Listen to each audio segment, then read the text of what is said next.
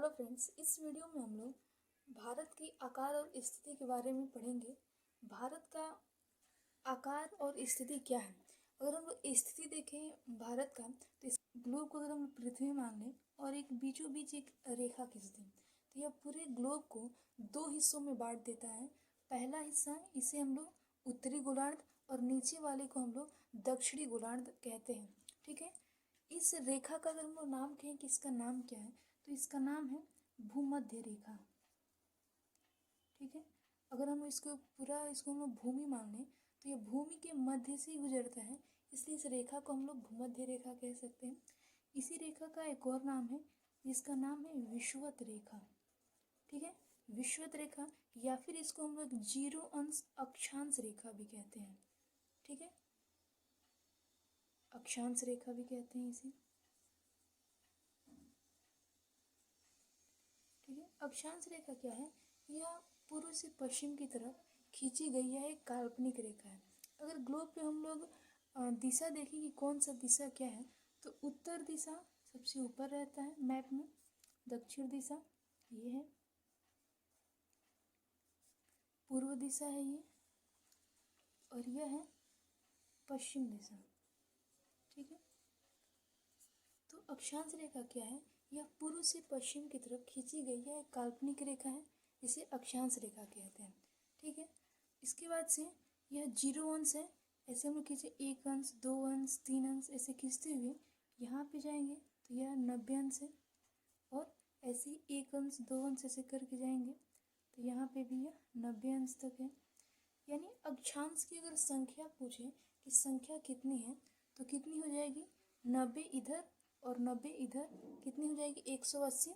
और यह एक जीरो अंश रेखा, तो कुल मिला के अक्षांश की अगर संख्या कहें तो हो जाएंगी 181। ठीक है। इसके बाद यहाँ पे 23.5 अंश उत्तर में, क्योंकि यह भूमध्य रेखा है, इसके ऊपर जाएंगे तो यह उत्तर हो जाएगा और नीचे दक्षिण। तो 23.5 अंश उत्तर में एक रेखा है जिसका नाम क्या है? इसको कहते हैं हम लोग कर्क रेखा।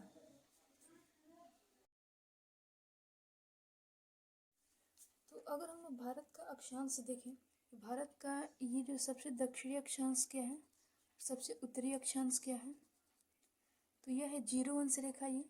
तो यह है जीरो अंश से जाएंगे 1 2 3, तो यहाँ पे पड़ता है 8 अंश 4 मिनट अक्षांश है ये। और ये क्या है? यह 23.5 है, इसके ऊपर जाएंगे तो यह जो रेखा जाती है अक्षांश रेखा, इस रेखा का नाम है, इस अक्षांश से 37 अंश 6 मिनट। ठीक है। तो अक्षांश रेखा क्या हो गया भारत का? यह 8 अंश 4 मिनट से 37 अंश 6 मिनट, यह अक्षांश रेखा हो गया। वैसे अगर देशांतर रेखा देखें कि देशांतर रेखा क्या है, तो यह उत्तर से दक्षिण की तरफ खींची गई रेखा है, यानी ये रेखा हो जाएगी देशांतर रेखा। ठीक है। देशांतर रेखा ये जो रेखा है यह है 68 अंश 7 मिनट, और यह जो रेखा है यह है 97 अंश 25 मिनट। ठीक है। इतना समझ में आया? तो हम लोग भारत की स्थिति देख लिए, अक्षांश देख लिए, देशांतर देख लिए कि क्या है। ठीक है। अब हम लोग इसके बारे में थोड़ा और पढ़ेंगे। अगर यह कर्क रेखा जो है, यह कर्क रेखा है, अगर हम लोग विश्व में देखें तो ये इन देशों से जाती है। लेकिन अगर हम लोग भारत का देखें कि भारत में कर्क रेखा किन किन राज्यों से होके जाती है, तो यह है, यहाँ पे है गुजरात है, राजस्थान है, मध्य प्रदेश, छत्तीसगढ़, झारखंड, पश्चिम बंगाल, त्रिपुरा और मिजोरम। कुल 8 राज्यों से होके कर्क रेखा जाती है। ठीक है। अब हम लोग इस मानचित्र पे आते हैं। ठीक है। अब यहाँ पे हम लोग, यह कर्क रेखा है। ठीक है। कर्क रेखा कितने राज्यों से जाती है?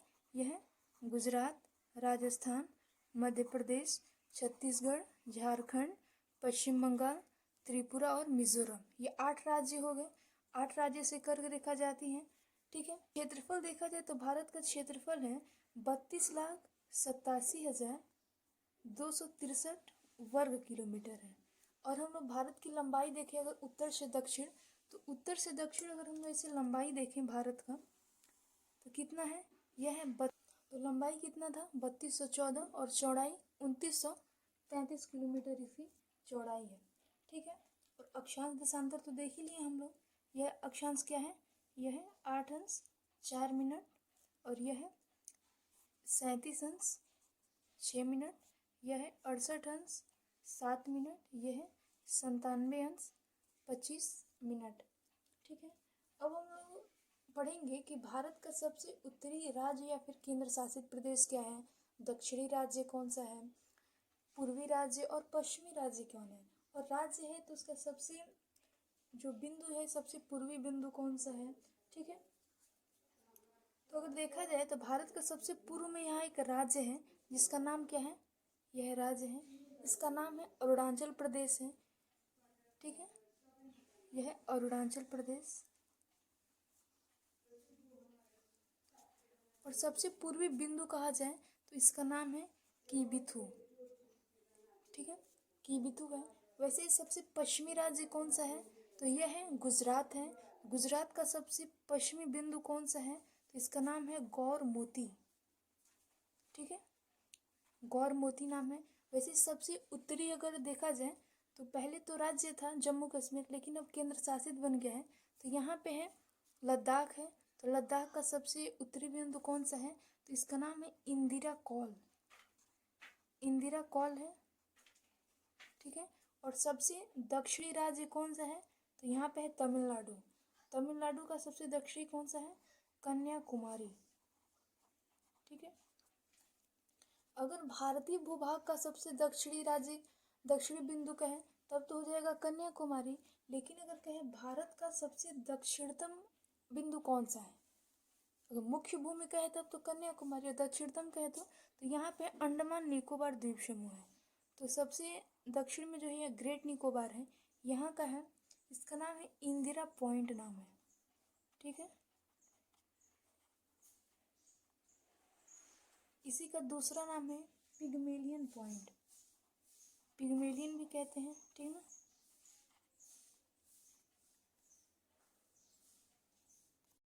इसके बाद हम लोग का अगला हेडिंग है कि भारतीय उपमहाद्वीप, यानी भारत को एक उपमहाद्वीप क्यों कहते हैं और यह किन देशों से मिलकर एक उपमहाद्वीप बना है। तो अगर देखा जाए तो भारत के पश्चिम में पर्वत श्रृंखलाएं हैं, यह पर्वत श्रृंखला है।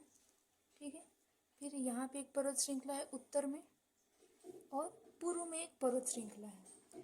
तो इन पर्वत श्रृंखलाओं का कुछ नाम भी है, जैसे इस पर्वत श्रृंखला का क्या नाम है, यह हिंदू कुश है।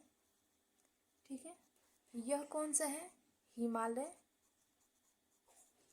और यह कौन सा श्रृंखला है, यह है अराकान योमा पर्वत। ठीक है, अराकान योमा पर्वत है। यह जो पर्वत श्रृंखला है यह क्या करता है, जो एशिया महाद्वीप में जो देश हैं या एशिया महाद्वीप है उनसे इन देशों को अलग करता है।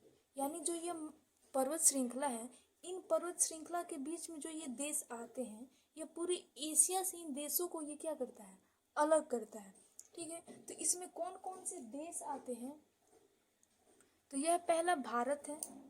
इसमें अगर भारतीय उपमहाद्वीप में कौन कौन देश आते हैं, तो यह भारत आता है, फिर यहाँ पे पाकिस्तान है, पाकिस्तान आता है, यहाँ पे नेपाल है। ठीक है, यहाँ पे भूटान है और यह है बांग्लादेश। तो कुल 5 देश जो हैं इस उपमहाद्वीप में आते हैं। ठीक है, इसको हम लोग विश्व के मानचित्र पे देखेंगे तो अच्छे से समझ में आएगा। ठीक है, यह है विश्व का मानचित्र। यह पूरा क्या है, यह एशिया महाद्वीप है ये। ठीक है, यह एशिया महाद्वीप है, इसमें ये देश हैं। तो अगर इसको हम लोग देखें तो यहाँ पे कौन सी पर्वत है, यह कौन सा पर्वत है, हिंदू कुश। यह कौन सा पर्वत है, यह है हिमालय। और ये कौन सा पर्वत है, यह है अराकान योमा पर्वत।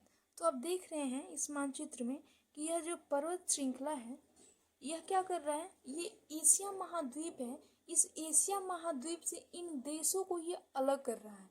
ठीक है ना, तो इस उपमहाद्वीप में कौन कौन देश आ जा रहे हैं, तो यह भारत आ रहा है, पाकिस्तान आ रहा है, यहाँ पे नेपाल, भूटान और बांग्लादेश 5 आ रहे हैं। इसमें श्रीलंका नहीं आता है, इसका आप लोग ध्यान दीजिएगा। ठीक है, अगला टॉपिक है भारत का आकार। अब भारत की आकृति कैसी है, तो इसकी एक रेखा खींची हम लोग ऐसे, मिलाने वाली इनको ऐसी रेखा लगभग।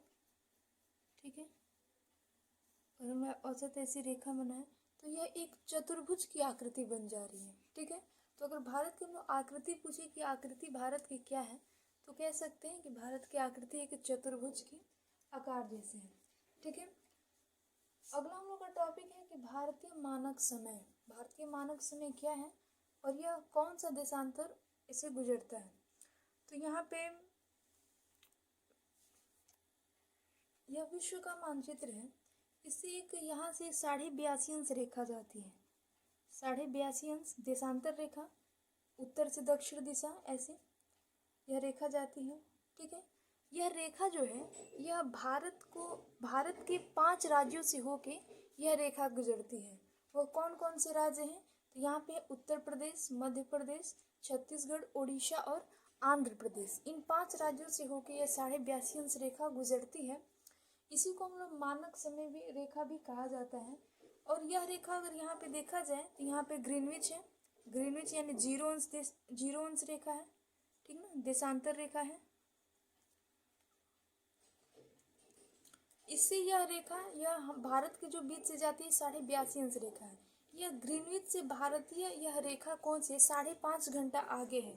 अगर पृथ्वी अगर देखें तो यह 15 अंश घूमने में 1 घंटा समय लेती है। ठीक है, पृथ्वी जो है 15 अंश अपने अक्ष पे घूमने में 1 घंटे का समय लेती है। तो अगर यह देशांतर रेखा हम लोग देखें तो अगर हर 15 अंश पे अगर हम लोग ये रेखा खींचे, यह मान लीजिए 15 अंश, यह 30 अंश, यह क्या है 45, 60, यहाँ पे 75, यह रेखा। तो अगर हम हर 15 अंश पे देखें 1 घंटे का, यानी पृथ्वी जो है 15 अंश घूमने में कितना समय लेती है 1 घंटे का। तो यहाँ पे 0 अंश से 15 अंश, तो यहाँ पे मान लीजिए 1 घंटा, या 2 घंटा, 3 घंटा, 4 घंटा। ठीक ना, तो यहाँ पे जो 82.5 अंश रेखा है यहाँ पे आने पे कितना समय हो जाएगा 5 घंटा।